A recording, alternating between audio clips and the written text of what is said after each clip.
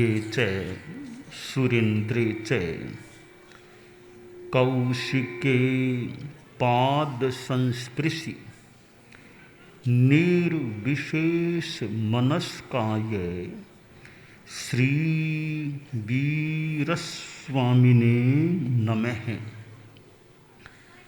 अरहत वाङ्मय में कहा गया है, सोच्चा जानई कल्याणम सोच्चा जानई पावगम उभयम्पि जानई सोच्चा जंग छेयं तंग समायरे।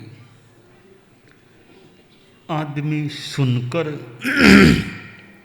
कल्याण को जानता है और सुनकर पाप को भी जान लेता है।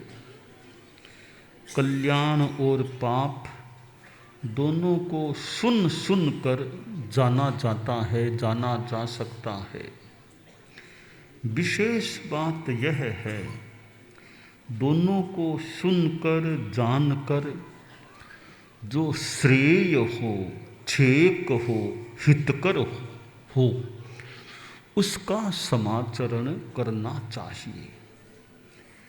मनुष्य के पास 5 इंद्रियां होती हैं, श्रोत्रेंद्रिय, चक्षुरेंद्रिय, घ्राणेन्द्रिय, रसनेन्द्रिय, स्पर्शनेन्द्रिय। इन 5 इंद्रियों के द्वारा आदमी ज्ञान करता है। ये 5 इंद्रियां ज्ञानेन्द्रियां हैं। 5 कर्मेंद्रियां और होती हैं, हाथ पांव आदि। ज्ञानेन्द्रियों के द्वारा ज्ञान किया जाता है, तो ज्ञानेन्द्रियों से भोग भी हो सकता है। श्रोत्रेंद्रिय और चक्षुरेंद्रिय, ये 2 इंद्रियां हमारे बाहर से ज्ञान ग्रहण करने में सक्षम माध्यम बनती है। हम कितना ज्ञान सुनकर कर लेते हैं। प्रवचन सुना जाता है, उससे भी ज्ञान वृद्धि हो सकती है। किसी से बात करें, उससे भी ज्ञान मिल सकता है। विश्वविद्यालयों, महाविद्यालयों, विद्यालयों में अध्यापक, प्रोफेसर, लेक्चरार ये बोल बोल कर बताते हैं, उससे भी ज्ञान मिल सकता है। तो श्रोत्र कान एक ज्ञान का अच्छा माध्यम बनता है। कान के द्वारा हम भजन सुने, धार्मिक गीत सुने, प्रभाषण सुने, अच्छी बातें सुने, मानो कान भी धन्य हो सकते हैं। और कान से किसी का दुख दर्द हो, उसको भी कान से हम सुन सकते हैं। कोई दुखी आदमी हो, उसकी अपनी व्यथा कथा हो, हम उसकी थोड़ी देर बात सुन लें। मदद कितनी कर पाएंगे कि न कर पाएंगे वो तो बाद की बात है। किसी का दुख दर्द कोई अच्छा आदमी सुन भी ले तो भी सामने वाले को थोड़ी राहत कि हाँ मेरी बात सुन तो ली, राहत मिल सकती है। तो किसी का दुख दर्द सुनना भी, वो भी सुनने वाला अधिकृत हो तो ज़्यादा महत्व की बात है।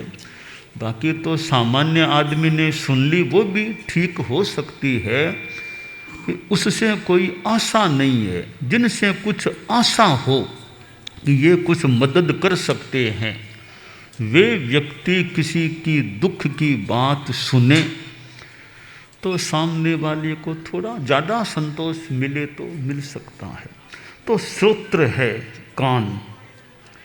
आदमी कान में कुंडल धारण करे, ये कान की शोभा बढ़ाने वाला हो सकता है। कान में कुंडल धारण करे, आभूषण अच्छा पहना हुआ कान में, अच्छा लगे कान। पर यह तो बाह्य शोभा है, देखने में भले अच्छा लगे, कान की आध्यात्मिक धार्मिक शोभा वो कैसे हो सकती है? श्रोत्रम श्रुते नैव नतु कुंडलेन, कि श्रोत्र से श्रुत ज्ञान की बात सुने। ये दुनिया में आभूषण है,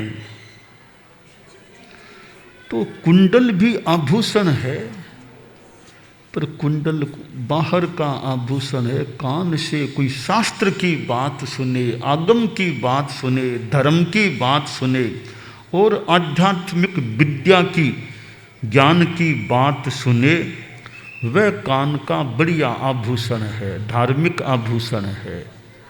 तो बाहर का आभूषण है, उसको तो कोई चुरा के ले जाए, थोड़ा खतरा है, कोई ले जाएगा कर लेगा, पर सुना, ज्ञान सुना है वो तो अपना रह सकता है। तो श्रोत्र है, उसकी शोभा है ज्ञान की बातें सुने।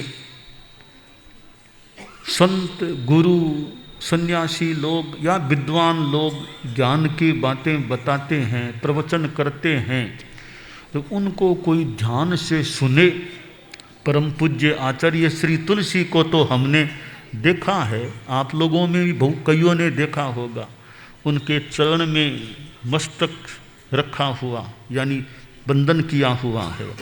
वे कितना प्रवचन करते थे, प्रायः संभवतः वर्षों तक, प्रायः रोज, चौमासे में और में तो रोज उनका प्रवचन होता था, बहुधा रात को भी कई बार, और भी दिन में भी कभी छोटे मोटे यूँ भाषण वगैरह। आचार्य श्री महाप्रज्ञ जी के प्रवचन होते थे, कितनी स्पष्ट भाषा,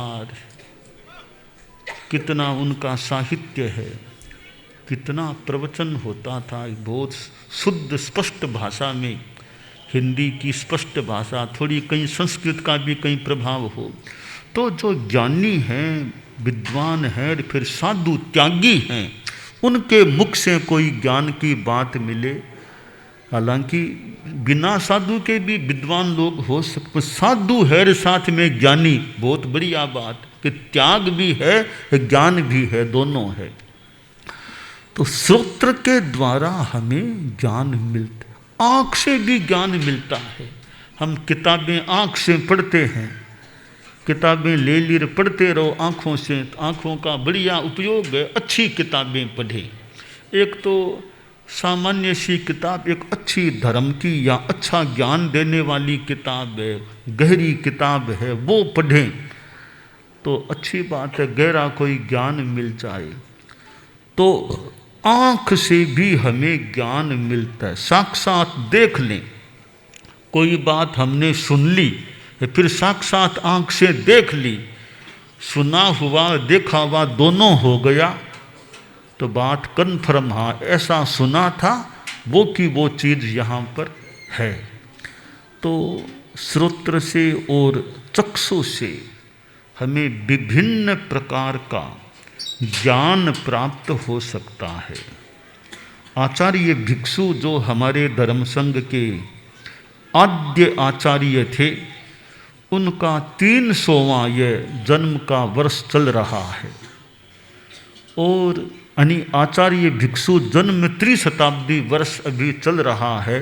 कंटालिया थोड़ा आगे मारवाड़ में है, और एक बालक शिशु ने जन्म लिया, और पास में ही सिरियारी, कंटालिया सिरियारी, कंटालिया जन्म और महाप्रयाण सिरियारी दोनों पास पास में हैं। तो आचार्य भिक्षु को हम उनके साहित्य को देखें, राजस्थानी भाषा में उनका जो साहित्य है, अब साहित्य का स्वाध्याय करें, उससे भी हमें ज्ञान प्राप्त हो सकता है। ये दुनिया में संत पुरुष होते हैं, ज्ञानी पुरुष होते हैं, वो होने से दुनिया को लाभ मिल सकता है। अब महापुरुष होते हैं, दुनिया के लिए अच्छी बात है कि महापुरुष पैदा होते रहें, वे कोई राह दिखा दें, लोगों में चाह, अच्छी चाह पैदा कर दें, लोगों में उत्साह जाग जाए, तो ये महापुरुषों का दुनिया में आना, उनका प्रवचन आदि का होना, उनका परिश्रम होना कईयों के लिए कल्याणकारी बन सकता है। तो हम श्रोत्र से, चक्षु से ज्ञान कर लें कि ये बुरी चीज़ है, ये अच्छी चीज़ है। ज्ञान तो दोनों का ही, अच्छी को अच्छा जान ले, बुरी को बुरा जान ले। जानने के बाद बुरी चीज़ को छोड़ के रखना, वो काम नहीं करना, और अच्छी चीज़ है उसको जीवन में उतारना। जैसे भी अहिंसा अच्छी चीज़ है, फालतू किसी को तकलीफ देना करना गलत चीज़ है। झूठ, कपट, धोखाधड़ी, फालतू ये चीज़ें गलत है। ईमानदारी अच्छी चीज़ है। तो अच्छी चीज़ को अपनाना, बुरी चीज़ को दूर रखना। हम कान हैं, कान से अच्छा सुने, आँखों से अच्छा, कानों से अच्छी बातें सुने, आँखों से अच्छी चीज़ों को देखें, ज़बान से बोलें तो अच्छी बात बोलें, और दिमाग से सोचें तो अच्छा सोचें, हाथों से काम करें तो अच्छा काम करें। तो अच्छा सुनो, अच्छा देखो, बोलो तो अच्छा बोलो, अच्छा सोचो, अच्छा काम करो। बुरा सुनो मत, बुरा देखो मत, बुरा बोलो मत, बुरा सोचो मत, बुरा काम करो मत। तो बुरे का वर्जन, अच्छे का अर्जन, बस यह हो जाए तो हमारा जीवन बहुत अच्छा बन सकता है। आचार्य भिक्षु की यह जन्म त्रिशताब्दी चल रही है, त्रिशताब्दी वर्ष है। तो घोष भी दिया गया है, दृढ़ निष्ठा से करें प्रयास, हो सद्ज्ञान चरित्र विकास। भी सद्ज्ञान बढ़े, चरित्र हमारा अच्छा हो, वो निर्मल हो, आचरण अच्छे हों। तो यह आचार्य श्री तुलसी को दीक्षा लिए 100 वर्ष पूरे होने जा रहे हैं। पौष कृष्णा पंचमी जो आने वाली है 9 दिसंबर को, अभी कुछ दिनों बाद, तो उस दिन यानी विक्रम संवत 1982 में आचार्य श्री तुलसी ने एक बालक थे कालुगणी के पास मुनि दीक्षा ली लाडनू में। अब विक्रम संवत 2082, वो पौष कृष्णा पंचमी, शताब्दी दीक्षा लिए को 100 वर्ष पूरे होने जा रहे हैं। और आचार्य श्री तुलसी, लंबा उनका आचार्य काल धर्म संघ को मिला। आचार्य काल, गणाधिपति काल दोनों मिलाएं तो करीब करीब 60-61 वर्षों का उनका वो कालमान रहा। और मेवाड़ में ही उन्होंने आचार्य पद पर गंगापुर में आरोहण किया था। तो ऐसे आचार्य श्री तुलसी कितना भ्रमण किया। हमारे धर्म संघ में कोलकाता पधारने वाले आचार्यों में पहले आचार्य श्री तुलसी थे, जो कोलकाता पधार गए, और कोलकाता से चलकर यहाँ राजनगर पधार गए थे। एक शेष काल में, एक ही शेष चौमासा पूरा होने के बाद, माने चौमासा 2 चौमासों के बीच में एक शेष काल करीब मान लें, तो कोलकाता से ठेठ केलवा राजनगर पहुँच गए थे। तो कितना चले होंगे। और भी कितनी दक्षिण भारत में पधारने वाले हमारे धर्म संघ में प्रथम आचार्य गुरुदेव तुलसी थे, जो राजस्थान से चलते चलते दक्षिण भारत 3 समुद्रों का संगम के परिपार्श्व तक मानो पधार गए। और भी कितनी यात्राएं की थी। अनुव्रत आंदोलन उन्होंने आगे बढ़ाया, चलाया। फिर प्रेक्षा, ध्यान, जीवन विज्ञान, कितने कार्यक्रम, अनेक उपक्रम शुरू हुए।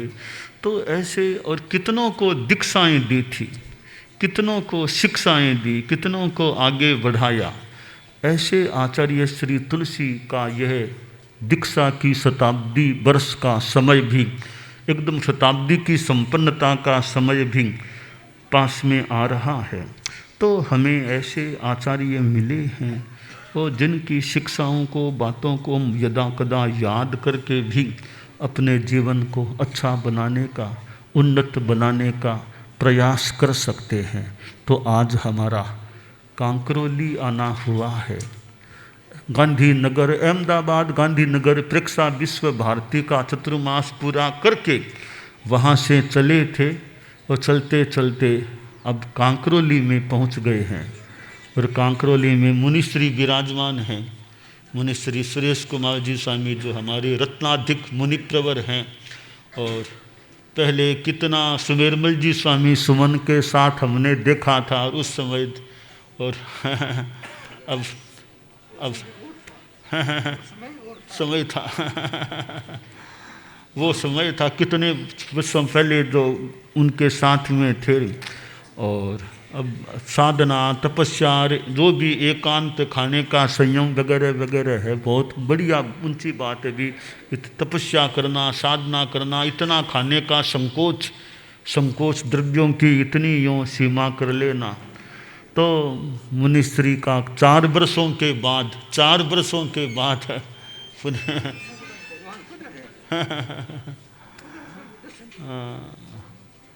तो पहले मुनिश्री भीलवाड़ा में तो चतुर्मास में साथ में वो गुरुकुलवास में रहना हुआ था।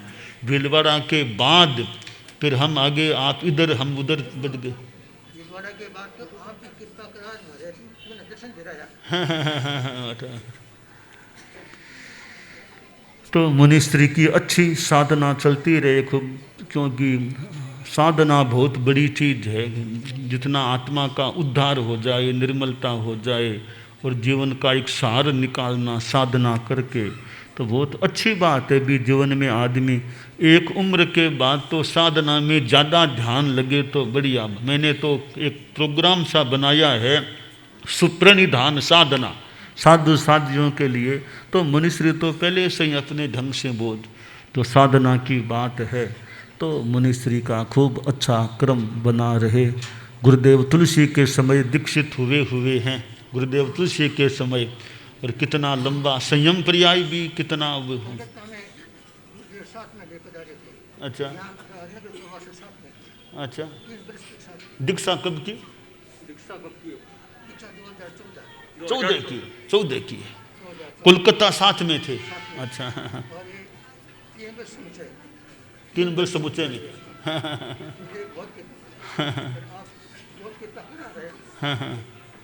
हाँ, साथ में मुनि संबोध कुमार जी हैं।